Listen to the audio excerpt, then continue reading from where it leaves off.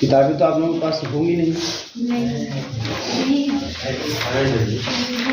जो नहीं है वो घबराए मतलब बांटने वाला नहीं है ना। उस क्वेश्चन आप लोगों को मैं बोल दे रहा हूँ, ठीक है ना, ताकि आप प्रैक्टिस करते रहेंगे अपना, ठीक है ना, कंफर्म। लिखिए इसमें क्वेश्चन ग्रुप में लिख लीजिए, कुछ क्वेश्चन नोट कर लीजिए, अपना घर पे प्रैक्टिस करते रहेगा। सब क्वेश्चन वैसे आराम से लग जाएंगे, जैसे आपको सब बताएगा उसी अकॉर्डिंग। बुक में ज़्यादा दिया है। हाँ लिखिए, every integer is of the form, every integer is of the form, is of the form, number first 3q r 3q plus minus 1, 3q r 3q plus minus 1, number second 4q, 4q plus minus 1 r 4q plus minus 2, number third 5q, 5q plus minus 1 r 5q plus minus 2, ठीक है।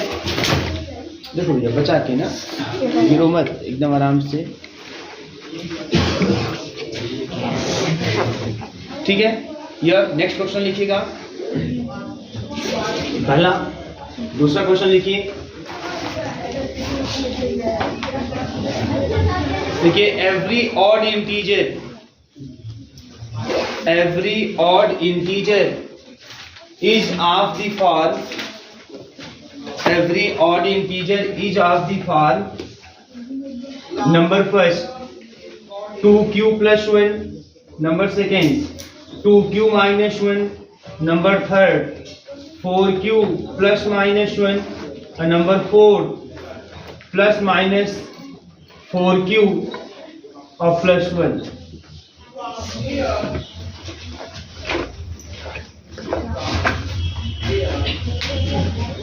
ठीक है।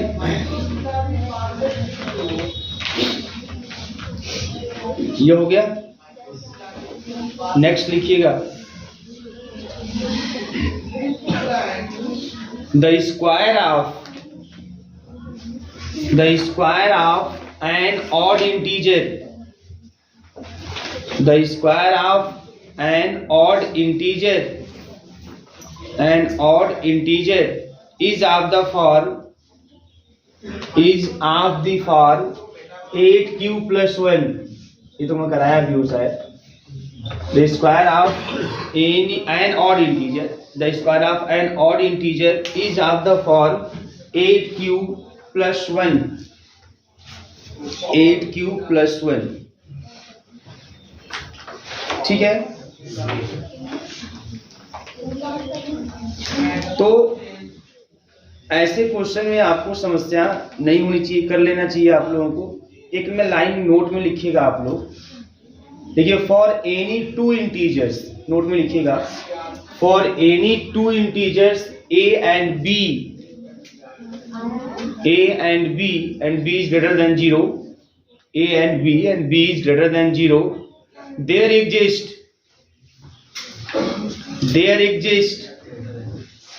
q1 and r1, there exist q1 and r1 such for any two integers a and b is greater than 0, there exist integers q1, there exist integers q1 and r1 such that a is equal to bq1 plus er1, a is equal to bq1 plus er1, where r1, ये भी लिख लीजिएगा, where r1 is lies in between this less than b by 2 and e is equal to plus minus 1। ये note में line याद रखेंगे, ये बहुत काम करेगा बहुत जगहों पर शॉर्टकट फॉर्मूले के रूप में।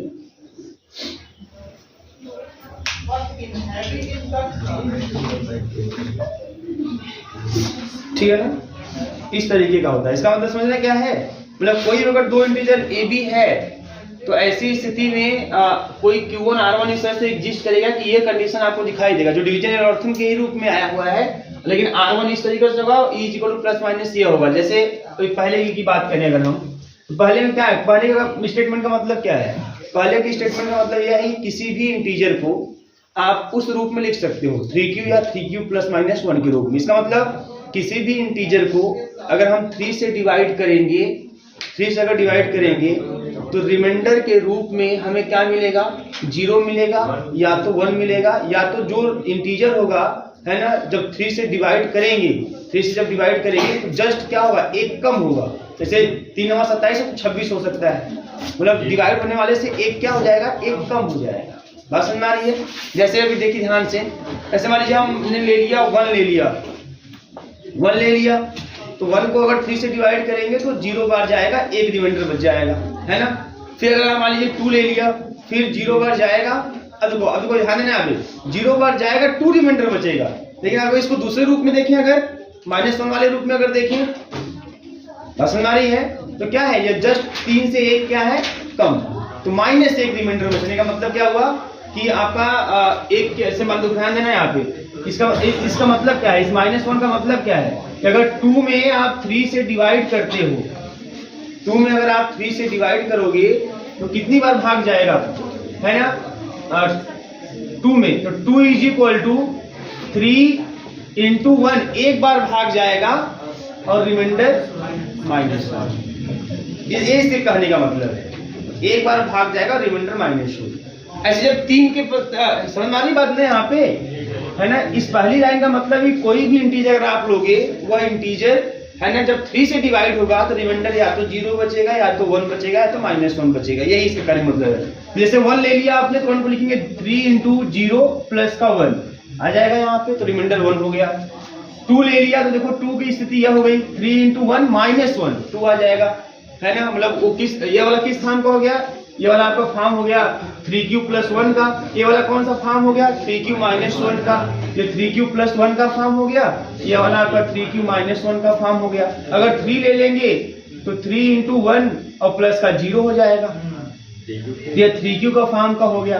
अगर आप 4 ले लोगे बेटा, 4 ले लोगे तो 3 × 1 + 1, 3q + 1 का फॉर्म हो गया। अगर आप 5 ले लोगे तो ऐसे केस में है ना 3 × 2 - 1, है ना, तो ये 3q - 1 का फॉर्म हो जाएगा। फिर 6 ले लोगे तो 3q का फॉर्म हो जाएगा। फिर 7 ले लोगे तो 3q + 1 का फॉर्म हो जाएगा। फिर 8 ले लोगे 3q - 1 का फॉर्म हो जाएगा।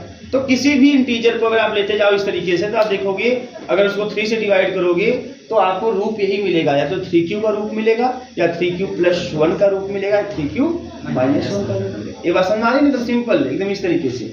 अच्छा, तो इसका मतलब क्या है, इसका मतलब यह हो गया, अगर इसी में आ जाए, इसी में आ जाए तो a = है ना, हम b = 3 है, क्योंकि b से डिवाइड कर रहे हैं, 3 से डिवाइड कर रहे हैं, तो इसी में देखो यही मेन है हमारा। अगर इससे हम इजीली लगा भी सकते हैं, तो a = ये हो जाएगा 3q1 और प्लस का r1। बात समझ में आ रही है। अब चूंकि r1 क्या होगा यार, r1 = तो 3 से अगर डिवाइड कर रहे हैं तो r1 का नियम क्या है कि r1 आपका 0 होगा, 1 होगा, 2 होगा, यही कहानी होगी।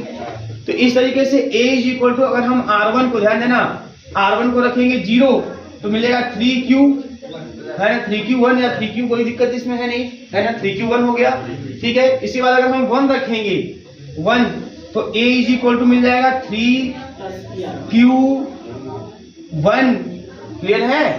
अब देखो यहाँ पे, अब e r1 है तो प्लस e और r1 के साथ 1 करें तो पहले e हो गया। अब e की वैल्यू हमारे पास क्या है, +-1, तो ये हो जाएगा क्या 3q, है ना, +-1 हो जाएगा इस तरीके से। बात समझ आ रही। अब 2 वाले केस में अगर जाएंगे हम लोग तो आपको 2 वाला भी केस दिखाई दे सकता है, तो हम +-2 भी आपको आगे दिखाई दे सकते हैं। बट ये मेन आपको फॉर्म यही दोनों है, ए और ये वाला फॉर्म, ठीक है, दोनों आ जाएंगे। तो इसी में रख के आप उसको ला सकते हैं, मतलब वो जो फॉर्म जो हमको दिखाना है वो फॉर्म आराम से आप 0 रख दें, 1 रख दें, दोनों फॉर्म को मिलकर काम खत्म हो गया इस तरीके से। और जो वैल्यू है r1 की, देखिए r1 की जो वैल्यू होगी, है ना, वो वैल्यू हमने 3/2 से देखो कमी हो है ना, यहाँ पे टू वाला क्यों नहीं ले रहे हैं? टू वाला इसमें क्यों काम नहीं करेगा? तो देखो यहाँ पे कंडीशन देखिए, हम इसमें टू क्यों नहीं रख रहे हैं? क्योंकि जब टू रखेंगे तो ये वाला कंडीशन फेल कर जाएगा। क्लियर है कि नहीं? क्योंकि नियम क्या है हमारा कि 0 is less than or equal to 2 और लेस देन और b का वैल्यू 3 है तो 3/2 ये पॉसिबल है क्या? 2 3/2 से लेस होगा क्या? नहीं ना। इसका मतलब कि आपको इस वाले फार्मूले में r इक्वल टू 0 1 2 होगा, लेकिन जब 0 और 1 रखोगे लेकिन 2 आप नहीं रख पाओगे, है ना? 2 नहीं रख पाओगे, 2 के लिए कंडीशन फेल कर जा रहा है। तो केवल आप रखोगे 0, केवल रखोगे आप 1।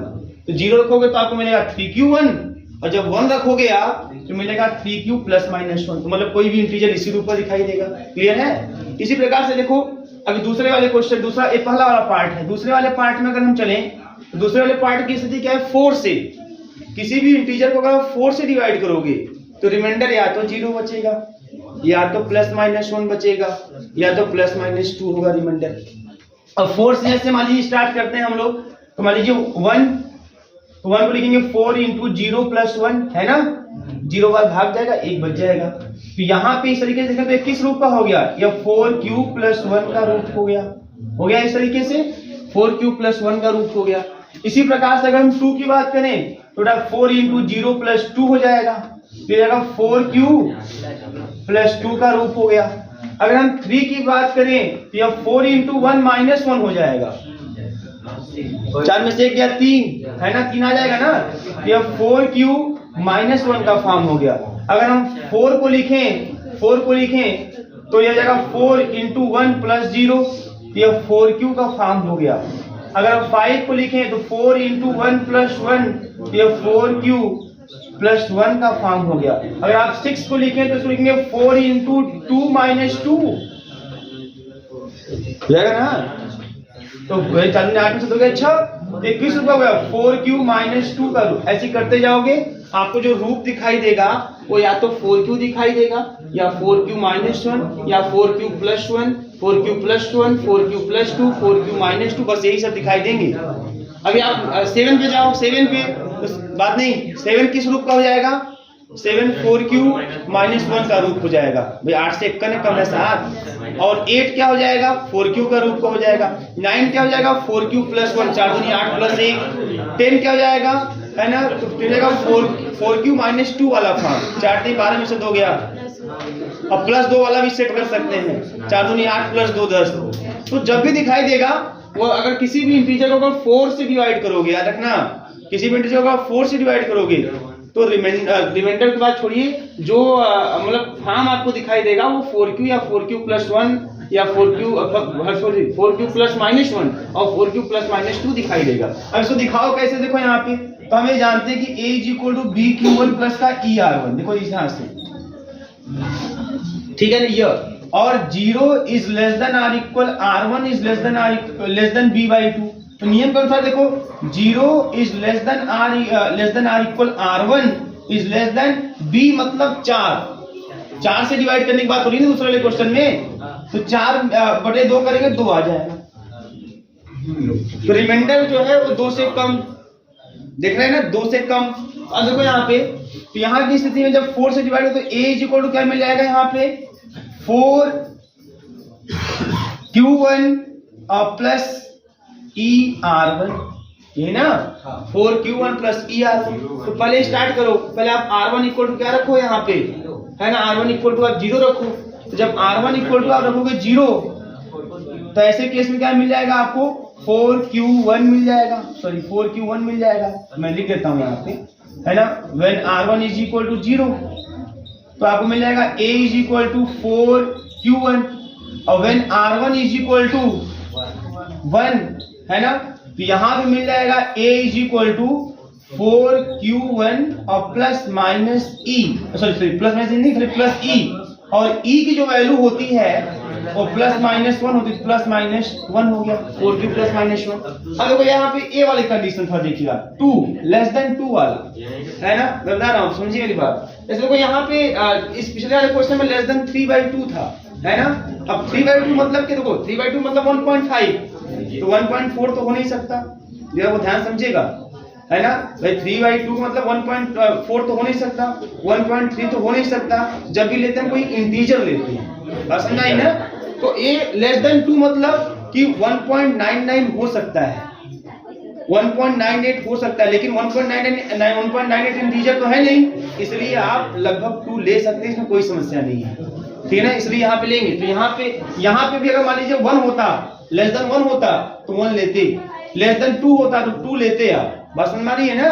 क्योंकि आपको क्या लेना है, जो R1 जो आपको लेना है, जो वो इंटीजर के रूप में लेना है। तो इंटीजर आप देखोगे भी Q1 R1 क्या है, इंटीजर है।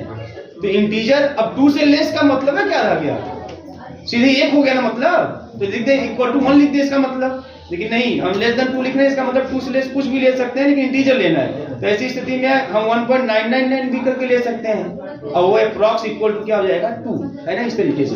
तो अगर जब 2 वाला लोगे आप ना, R1 इज इक्वल टू या 2 ले लोगे तो आपको मिल जाएगा A is equal to 4Q और प्लस का 2E, और 2E मतलब आपका प्लस माइनस 2 हो जाएगा, क्योंकि E की वैल्यू प्लस माइनस 1। यही हाल आप 5Q वाले में भी कर दो, यही रूल दिखाया जाता है, ठीक है? कर लीजिए, बता दें, घर बता रहे कर लीजिए इसको, ऐसे करते हैं। इसमें जब ऐसा फॉर्म आए तब आराम से कर लेंगे आप, है ना? उसमें लिखना है, बस लिखना है every odd integer is of the form, दिखाना है 2Q + 1, 2Q - 1, 4Q ± 1 और प्लस माइनस 4Q + 1। तो आप इसमें क्या लिखेंगे, आप इसमें ये लिखेंगे कि जो 2Q होता है, 2Q वो इवन इंटीजर होता है, इसमें कोई संशय नहीं है।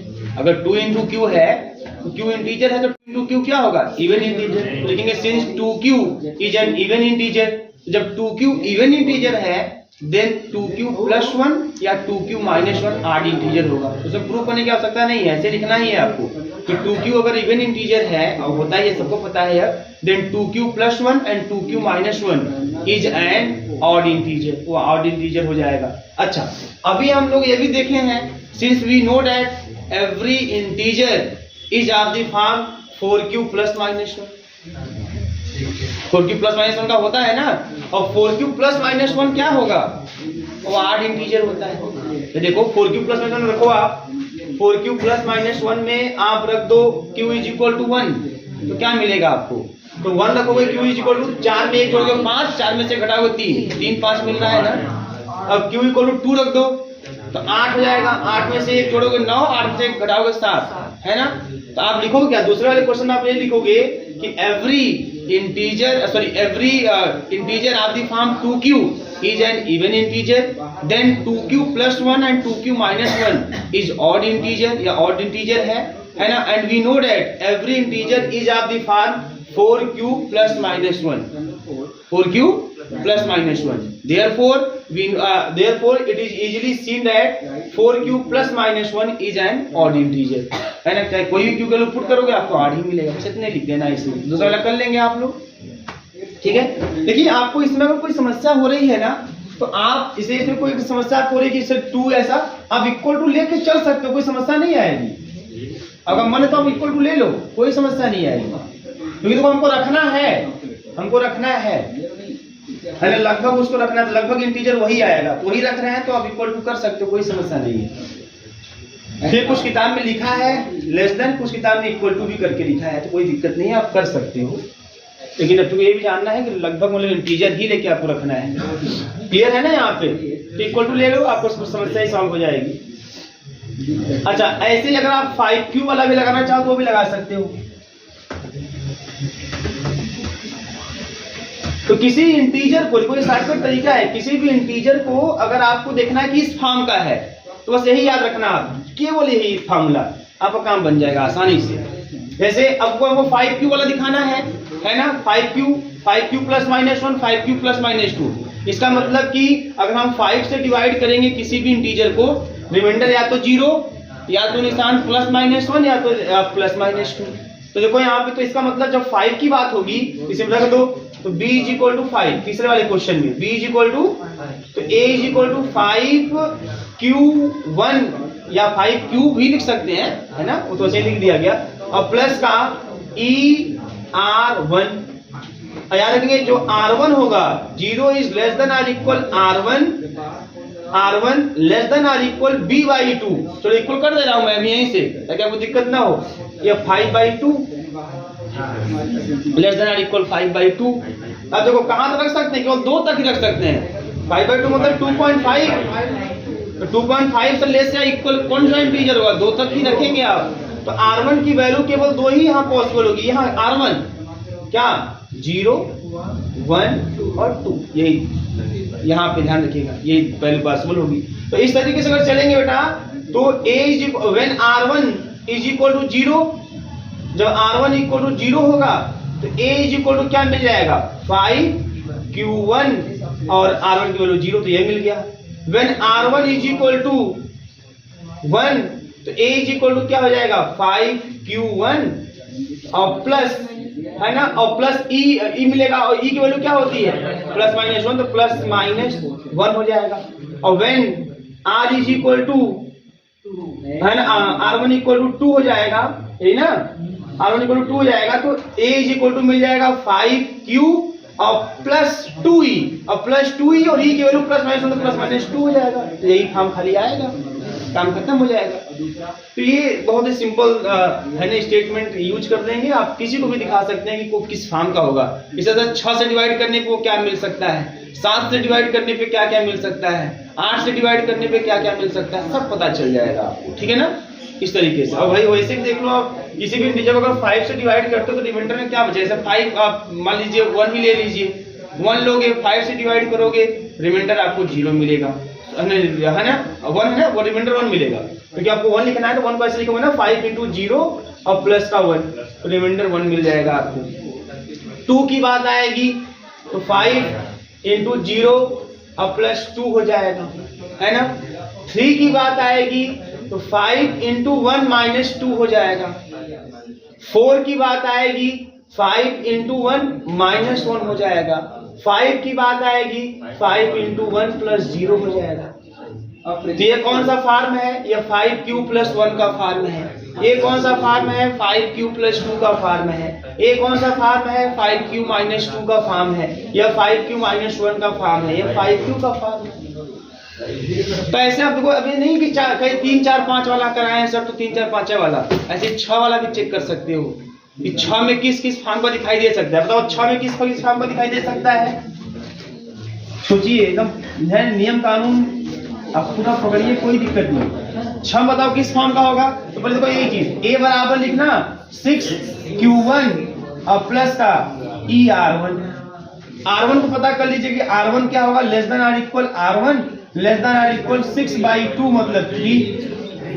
तो R1 की वैल्यू हम क्या ले सकते हैं, 0, 1, 2, 3 तक ले सकते हैं। तो ऐसे केस में A इक्वल टू क्या मिल जाएगा 6Q1, है ना, भाई 0 रख देंगे, खत्म कहानी।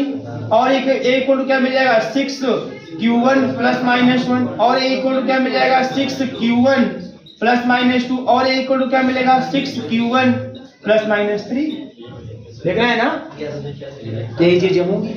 अगर 6 से किसी को डिवाइड करेंगे तो जो फॉर्म होगा इंटीजर का वो यही मिलेगा, रिमाइंडर या तो 0 है तो +-1 या +-2 या +-3 ऐसे मिलेगा। क्लियर है, आप खुद देख लो। जैसे आप ले लो 1 को ले लो तो 6 से डिवाइड करोगे 0 बार जाएगा, 1 रिमाइंडर बच गया, है ना। 2 को ले लो आप, है ना, तो 0 बार जाएगा, 2 रिमाइंडर बच गया, है ना। 3 को ले लो तो 0 बार जाएगा, 3 रिमाइंडर हो जाएगा। अब 4 को ले लो तो 1 बार जाएगा, है ना, और -2 कर दीजिएगा तो 4 हो जाएगा। 5 को ले लीजिए -1 कर दीजिए, 6 को ले लीजिए, ऐसे 0 हो जाएगा। यही फॉर्म आपको दिखाई देगा। ऐसे कंटिन्यू कर देंगे तो आपको जो भी दिखाई देगा वो इसके अलावा कोई फॉर्म नहीं दिखाई देने वाला। यही फॉर्म ऐसे 7 का 8 का कोई भी आएगा, आप कर सकते हैं। कोई समस्या है किसी को, बोलो जी। भवानी बहुत सिंपल है, सब तो नोटिंग की केवल कुछ है थोड़ी इसमें, ठीक है। इसलिए मैं एकदम सिंपल एक स्टेटमेंट आपको लिखवा दिया ताकि उसी पर आराम से रखते जाइए, करते जाइए, बहुत ज्यादा सोचना भी नहीं है आपको, ठीक है। क्योंकि देखो इसमें सोचना पड़ता है। इस क्वेश्चन के लिए ना, इस क्वेश्चन जो माइनस वाला क्वेश्चन है, तो नियम हमारा क्या कहता है, नियम हमारा यह कहता है कि अगर देखो एक चीज और भी जान लो आप लोग, जान ही रहे हो तो, है ना, कि अगर मान लीजिए किसी नंबर को 4 से डिवाइड करते हैं, है ना, या 5 से कोई भी ले लो, 4 से ही मान लो डिवाइड करते हैं, तो रिमाइंडर हमारा जो नियम के अनुसार होता है वो 0 होता है, 1 होता है, 2 होता है, 3 होता है।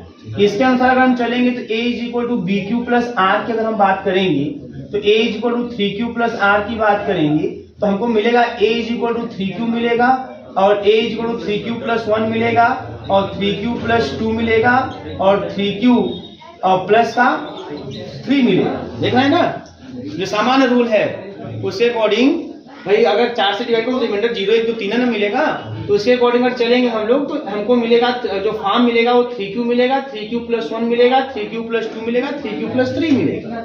ये आपको फॉर्म मिलेंगे। लेकिन थोड़ा ध्यान दीजिए, मैं किसे डिवाइड कर रहा हूँ? 4 से ना।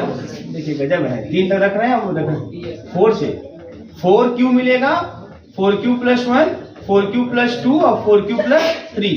बेटा तो ये जो 4q प्लस 3 है, देख रहे हैं ना, 4q तो आपके पास है, आपके पास 4q प्लस 1 भी है, 4q प्लस 2 भी है ना। अब 4q प्लस 3 वाला मैटर क्या है समझिएगा।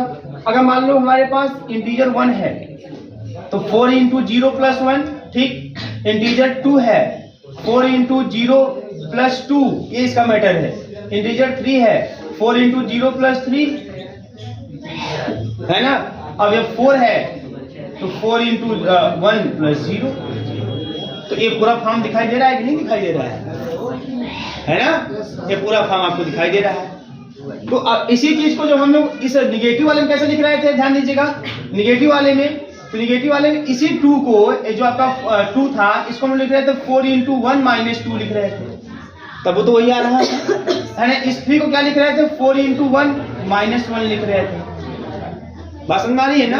तो ये चीज है, मतलब कि अगर ये खाली यह बोलता है कि अगर हम किसी इंटीजर को 4 से डिवाइड करते हैं तो जो इंटीजर है वो कौन किस फॉर्म का दिख सकता है, तो आप ऐसे भी लिख सकते हो कि इस फॉर्म का दिख सकता है या तो इस फॉर्म का दिख सकता है। तो ये कहेगा कि नहीं आपको इस करके दिखाना है कि इस फॉर्म का दिखता है, तो उसके लिए आप जो फॉर्मूला a बराबर जो लिखवाया हूँ bq plus r1, bq1 plus r1 and r1 is lies in between 0, है ना।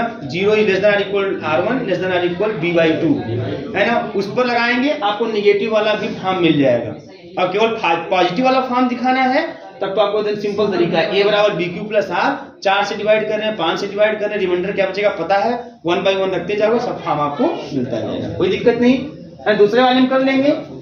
दूसरे वाले क्वेश्चन में क्या लिखना है आपको, आप दूसरे वाले है ना, इस वाले क्वेश्चन में क्या लिखना है, आप यही लिखिएगा कि we know that 2q is an even integer. So since 2q is an even integer, then 2q plus 1 and 2q minus 1 is an odd integer. And we know that 4q plus minus 1, 4q plus minus 1 को आया है ना यहाँ पे, है ना। We know that every integer, है ना, या लिख सकते हैं 4q plus minus 1 is of the form of any integer, and we know that if you put q is equal to 1 2 या plus minus 0 plus minus 1 plus minus 2 plus minus 3 plus minus 4 कुछ भी put करिए आप, we get an odd integer, odd ही मिलेगा आपको, है ना। कर दीजिए यहाँ पे 1 रखिए आप, तो 1 रखेंगे 4 प्लस माइनस मतलब 4 में 1 जोड़ेंगे 5, 4 में घटाएंगे 3 5 मिला, ऐसे मैं बता नहीं था पहले भी ऐसे ही। अच्छा अब ऐसे अगर ये चीज है तो फिर ये चीज देखो यहाँ पे 4q प्लस 1, तो जब 4q प्लस 1 यहाँ से भी ऑड इंटीजर है तो 4q प्लस 1 यहाँ से भी ऑड इंटीजर होगा। अब आगे प्लस लगाओ तब वो ऑड रहेगा, आगे माइनस लगाओ तब भी ऑड, से 5 ऑड है, -5 भी ऑर्डर रहेगा। समझ आ रही है ना। तो बस वैसे कह दिया है तो आराम से आप लिख देना है जस्ट स्टेटमेंट। अगला क्वेश्चन लिखिए आप, one of every three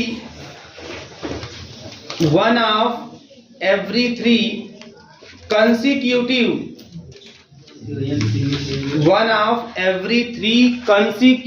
integers, one of every three consecutive integers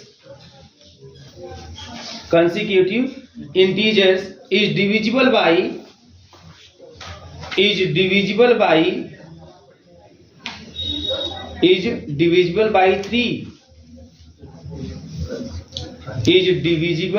3, ठीक है, ये चीज है, इज डिविजिबल बाय 3।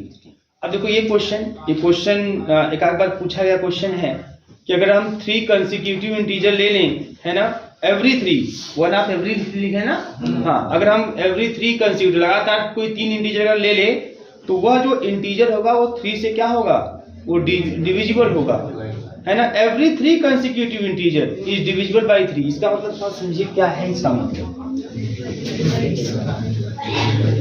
ऐसा है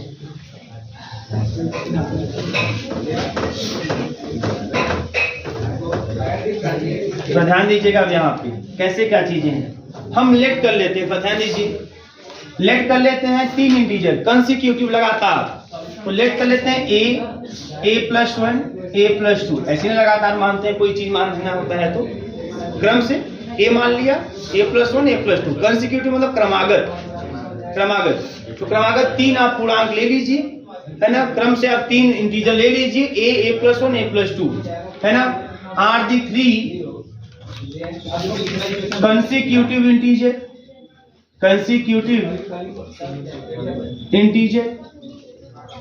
क्लियर है? ये आपका 3 कंसेक्यूटिव इंटीजर हो गया। अब आगे कहानी कह रहा है कि व्हेन डिविजिबल बाय 3, आगे बोला ना कि इज डिविजिबल बाय 3। तो हम जानते हैं कि इफ एनी इंटीजर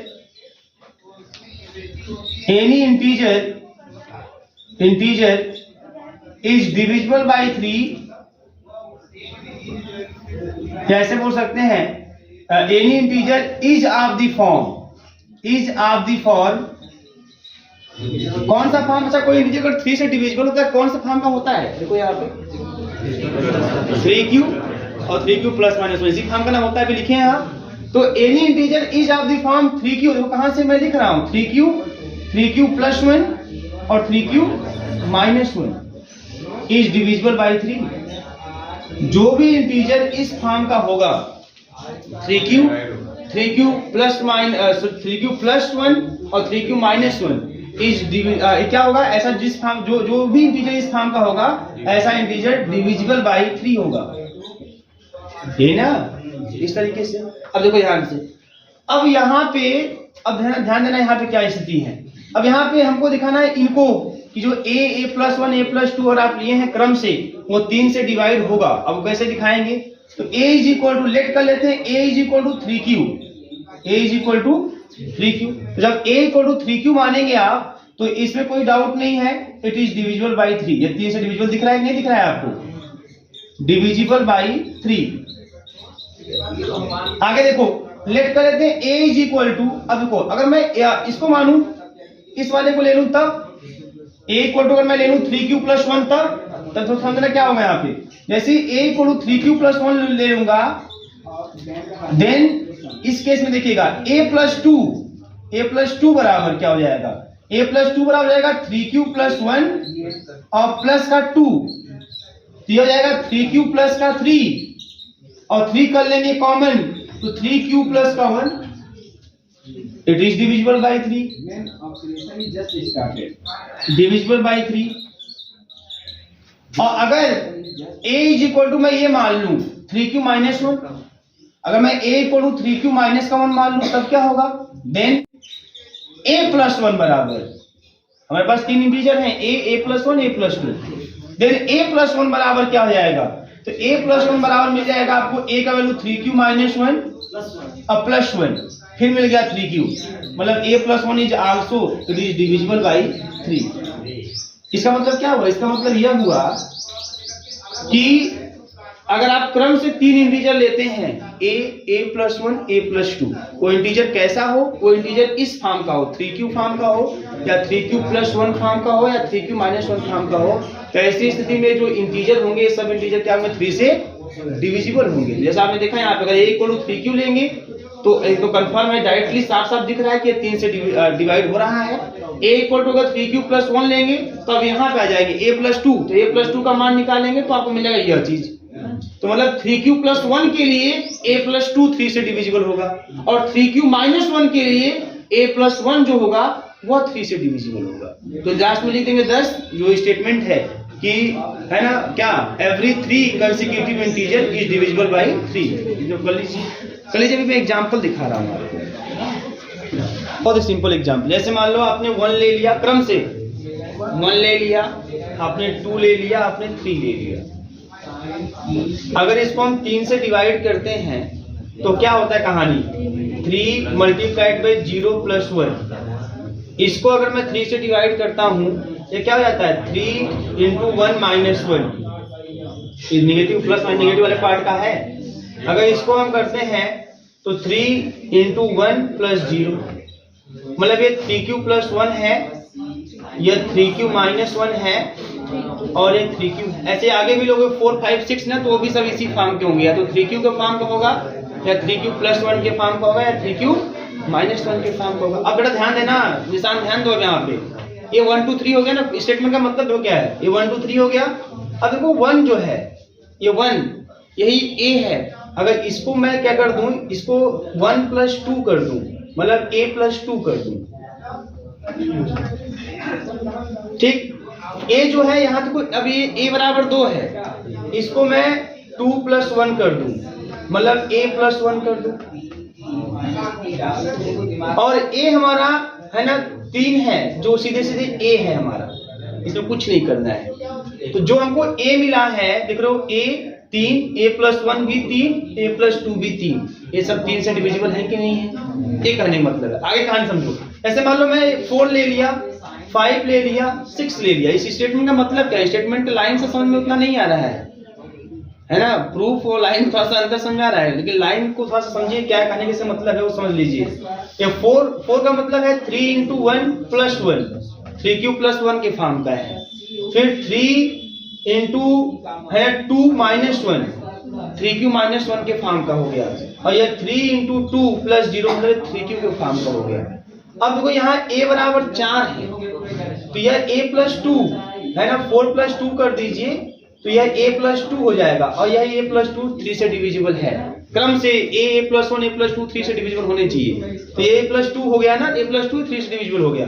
अब यहाँ देखो ये 5 है, 5 प्लस 1 कर दो, मतलब a के लो देखो 5 है, 5 प्लस 1 मतलब जो a प्लस 1 होगा, a नहीं a प्लस 1, इस वाले केस में a प्लस 1 3 से डिविजिबल हो जाएगा, और यहाँ के केस में कोई समस्या नहीं है, सीधे सीधे a ही 3 से डिविजिबल है। तो अगर कोई भी इंटीजर आप लोगे तो 3 से डिविजिबल होगा, वो तो 3q को फॉर्म का होगा, या 3q प्लस 1 के फॉर्म का होगा, या 3q माइनस 1 के फॉर्म का होगा। अब वो जो 3q प्लस 1 3q माइनस 1 वही बराबर a है, तो a या तो 3q होगा, a या तो 3q प्लस 1 होगा, या a 3q माइनस 1 होगा। अब उसी a में या तो 0 जोड़ोगे तब वो 3 से डिविजिबल होगा, या तो आप 1 जोड़ोगे तब वो 3 से डिविजिबल होगा, या तो 2 जोड़ोगे तब 3 से डिविजिबल होगा। मतलब a प्लस 1 a प्लस 2 करने पर वो तीनों इंटीजर डिविजिबल हो जाएंगे 3 से, क्रम से वो तीनों इंटीजर 3 से डिविजिबल हो जाएंगे, इससे हो रहा है। बात समझ आ रही है ना, यह चीज है। एक क्वेश्चन आप नोट कर लीजिए, और ये भी क्वेश्चन पूछा गया है ना, ये भी क्वेश्चन पूछा गया था, ये वाला भी, अब ये भी क्वेश्चन, क्योंकि देखो ये सब बहुत इनिशियल इंफॉर्मेशन है, ये सब अगर आ गया तो सोने पे सुहागा। हाँ भाई, ये सब क्वेश्चन अगर आगे किया ऐसा इस फॉर्म का होता है दिखाओ, ये तो आपके बाएं हाथ से रखे होना चाहिए। इसमें थोड़ा सा सोचना है, अभी जो मैं आगे बोल रहा हूँ इसमें भी सोचना है, तो इतना सोचना है कि मैं आपको इसको 1 दिन का समय दूंगा। The product of any 3 consecutive integer, the product of any 3 consecutive integer, the product of any 3 consecutive integer is divisible by, देखो वही चीज है, consecutive बोला है, is divisible by factorial 3।